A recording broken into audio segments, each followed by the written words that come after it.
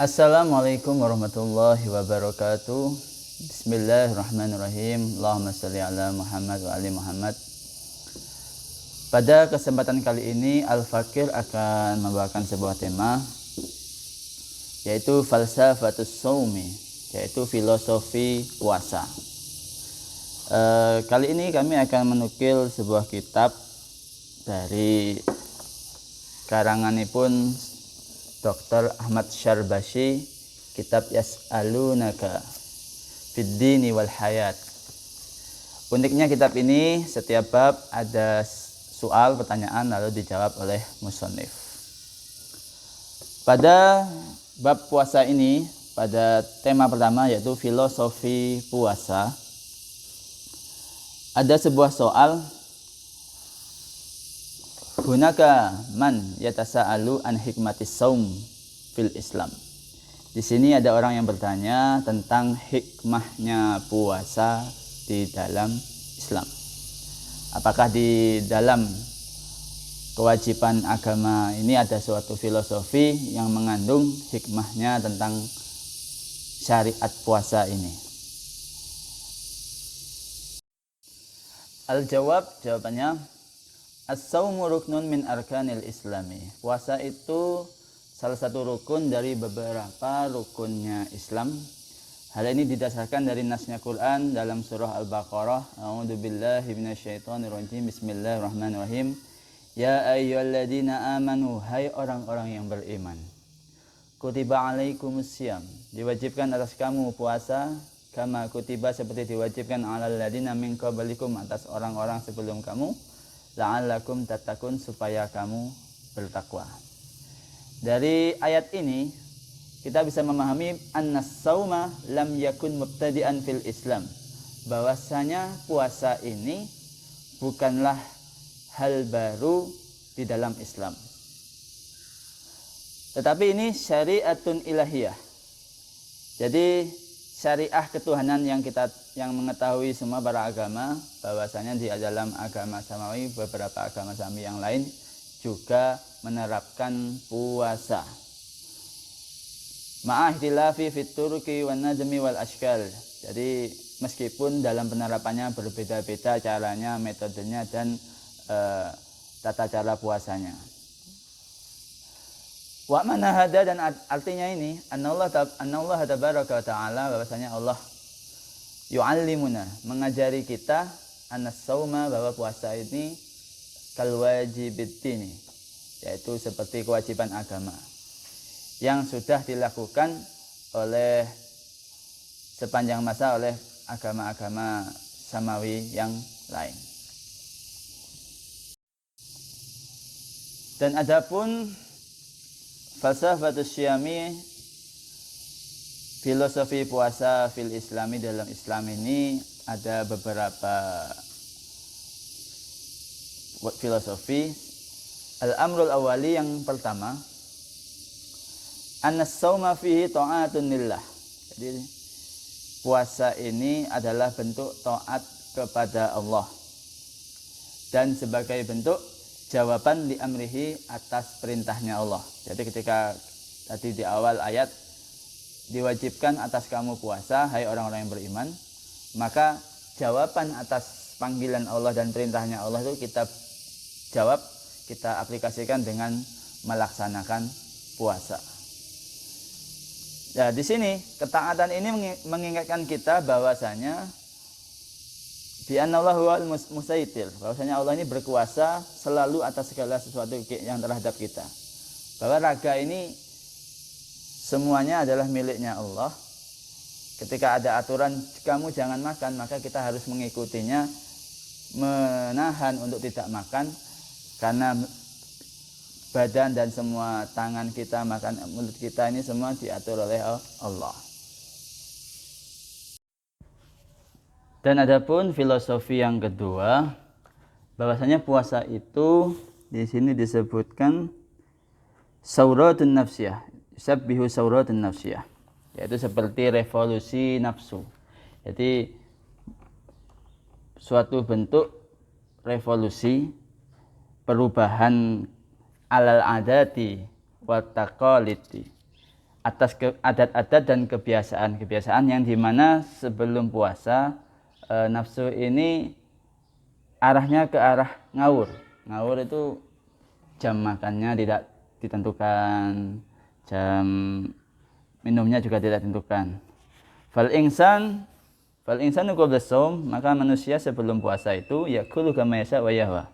Makan sebagaimana dia kehendaki dan dia mau. Jam berapapun makan monggo, jam berapapun nyemil juga terserah. Wa yashrabul ma kama yuhibbu wa yurid, dan minum air, atau minuman yang lain-lain sebagaimana dia suka maupun dia ingin. Jam berapapun minum kopi, minum ini terserah. Itu sebelum puasa. Namun fa idza ja'a shaum, ketika datang puasa, man'ul insan, jadi menolak manusia minas syahawati wal ahwa limadati salasina ayyam. Ketika sudah datang bulan Ramadan, maka manusia harus mau menolak dari syahwatnya, hawa nafsunya, kira-kira 30 hari selama bulan Ramadan. Kullu yaum, setiap hari, min matla'il fajri, dari terbitnya fajar, ila maghribi syamsi, sampai terbenamnya matahari. Jadi ketika datang bulan Ramadan, langsung jam bebas tentang makan dan minum ini langsung diatur sedemikian rupa, dari terbitnya fajar sampai terbenamnya matahari tidak makan, baru menunggu ketika waktu berbuka tiba. Wahadal man'i, dan suatu bentuk penolakan ini yaj'alul insan, menjadikan manusia ya'isu hurran, hidup merdeka dari hawa nafsu tadi. Gimana dia bisa melawan keinginannya sendiri dalam nafsunya itu untuk makan, namun ditolaknya, ditahannya demi melaksanakan ibadah kepada Allah. Dan di sini seharusnya bahwasanya dari revolusi ini kita meyakini bahwa anna durufal hayatil mukhtalifah, bahwasanya keadaan atau tugasnya hidup itu berbeda-beda. Dan dari kebiasaan A dan B kita harus siap. Famin gina ilal fakri, dari kekayaan menuju kefakiran. Wamin syab'in ila ju'in, dari kenyang menuju lapar, dan dari kecukupan menuju kebutuhan, dan dari iqamati ila safrin, dari tempat tinggal menuju perjalanan. Faidahnya yata'awad, jika tidak terbiasa sapa al-insanu, manusia, menerima tugas ini, jadi manusia ini memang harus siap dengan gonjang-ganjingnya dunia, perbedaan atau perubahan roda berputar harus siap. Maka ketika tidak dibiasakan dengan kebiasaan yang berubah-berubah ini, maka biasanya tidak siap menghadapi kehidupan yang sebenarnya. Setelah dari filosofi yang pertama, yaitu tentang bentuk taat kepada Allah, yang kedua adalah revolusi diri dari hawa nafsu, yang ketiga wal amrus salisi, dan adapun yang perkara yang ketiga atau fi falsafatis syam, dalam filosofi puasa, ini dari aspek kesehatan ternyata. Bahwasanya Islam ini menetapkan anal mi'data hiya baitud da', bahwasanya perut ini adalah rumahnya penyakit. Perut ini adalah pangkalnya penyakit. Ketika perutnya sehat, maka yang punya tubuhnya akan sehat. Ketika tubuhnya ini dipenuhi dengan penyakit, maka bisa jadi akan banyak penyakit yang menimpa pemilik tubuhnya itu.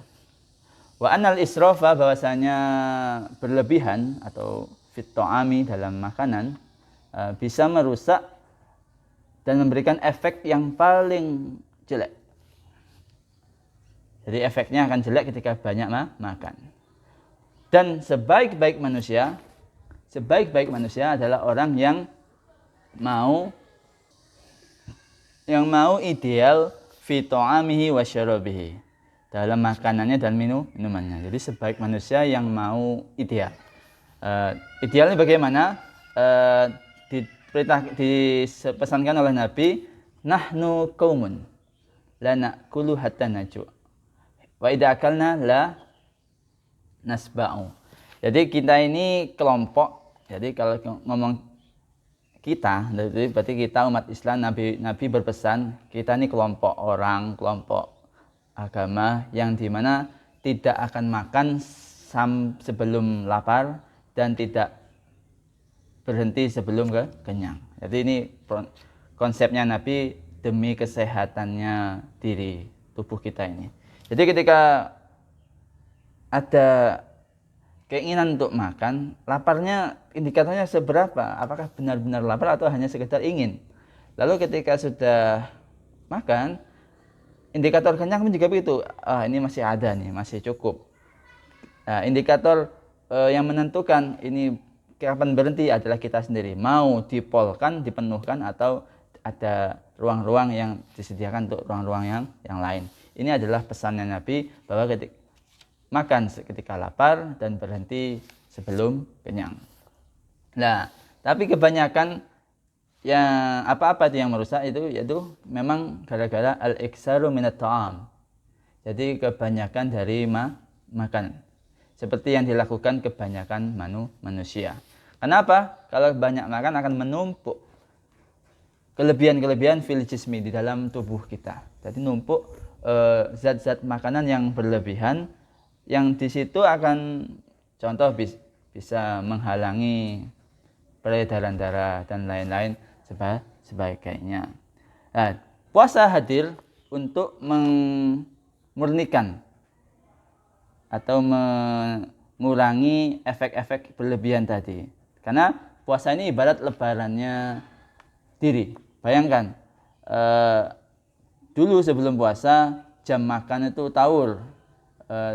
Tubuh ini organ nggak ada berhentinya, nggak ada stop-stopnya. Namun ketika sudah puasa, tubuh ini dibuat waktu untuk istirahat, sehingga ada kalanya organ ini ketika saat berpuasa dari subuh sampai maghrib dibuat untuk tidak bekerja, sehingga organ-organ dalam ini bisa untuk refresh. Nah, ini adalah salah satu filosofi puasa. Dan para dokter pun juga menganjurkan puasa untuk kebanyakan hal-hal dalam penanganan penyakit. Nah, karena bisa untuk perawatan dan lain-lain sebagainya. Sehingga puasa itu menyehatkan. Wal amru rabi'i, dan adapun yang keempat yaitu perkara yang keempat fi falsafati syami, dalam filosofi puasa, yaitu ta'lamus sabra, yaitu mengerti tentang kesabaran, wa taqwiyatul iradah, dan penguatan tentang keinginan.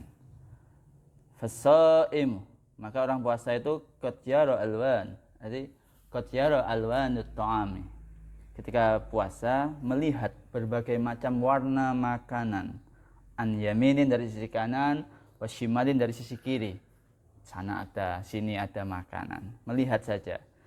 Namun orang yang berpuasa ini juga mampu wa yastati'u ayyamudda yadahu, mengulurkan tangannya untuk mengambil liyakula mimma yuhibbu wa yahwa kama yasha wa yaktar.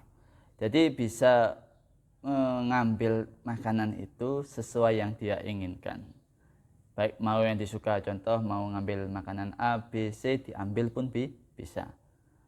Nah, namun ketika puasa walakinnahu, tetapi yamna'u nafsahu, menolak atau menahan nafsunya itu bi ikhtiyarihi wa iradatihi an akli hadat ta'am. Jadi keinginan untuk makan itu ditahan sebagai bentuk ta'atun li rabbih, taat kepada Tuhannya, dan muraqabatun li jalalihi, dan pendekatan kepada Allah yang Maha Agung. Nah, di sini kebiasaan ini dibiasakan oleh manusia supaya keinginannya supaya kuat dan semakin tajam tekadnya. Ini adalah filosofi yang keempat. Ada makanan bisa dilihat, bisa diambil, namun ditahan. Itulah salah satu hebatnya berpuasa. Wal amrul khamisi, dan adapun perkara yang kelima fi falsafati syami, yang dalam filosofi tentang puasa, yaitu ayyas aura. Jadi merasakan sapa al insanu manusia dengan betapa biladaatil ju'i, dengan rasa perihnya kelaparan dan pahitnya kekurangan yang dirasakan oleh saudara-saudara kita di luar sana, yang dimana mereka semua banyak yang setiap hari berpuasa sebelum Ramadan maupun sesaat Ramadan ini, karena tidak ada yang dimakan. Dan ini ditemukan di masyarakat di sekitar kita. Makanya anjurannya ketika bulan Ramadan adalah bulan untuk berbagi. Pastikan saudara kiri dan kanan, depan belakang kita, jangan sampai ada rumah yang dimana rumah itu tidak bisa makan. Dan itu bisa dipraktekkan di luar Ramadan juga. Ini adalah pelajaran yang dilakukan para salafus soleh terdahulu. Nah, setelah kita mengetahui rasanya lapar itu kayak apa, sakitnya dan pahitnya, maka dengan ini akan memotivasi kita untuk mau berbagi terhadap sesama itu. Nah, bayangkan mereka itu setiap hari begitu, maka mau nggak mau dengan puasa kita merasakan hal yang sama, tentu digunakan untuk berbagi. Nah, itulah salah satu filosofi yang kelima. Jadi jangan sampai kita gara-gara Ramadan berlebihan dalam hal menyediakan makanan sampai ada makanan yang terbuang sia-sia. Padahal di luar sana banyak yang kelaparan, kita berlebihan dalam hal makanan di rumah, yang otomatis dengan berlebihan itu akan ada zat-zat yang tidak baik untuk kita. Karena bayangkan makanan pembuka, penutup, makanan inti, semuanya kita polkan dengan dalih balas dendam atau self reward terhadap diri kita yang berpuasa. Dari sini filosofi puasa yang 5 tadi mestinya kita pahami bahwa tujuan berpuasa tidak main-main. Allah pasti memberikan tugas atau perintah, ini pasti ada manfaatnya.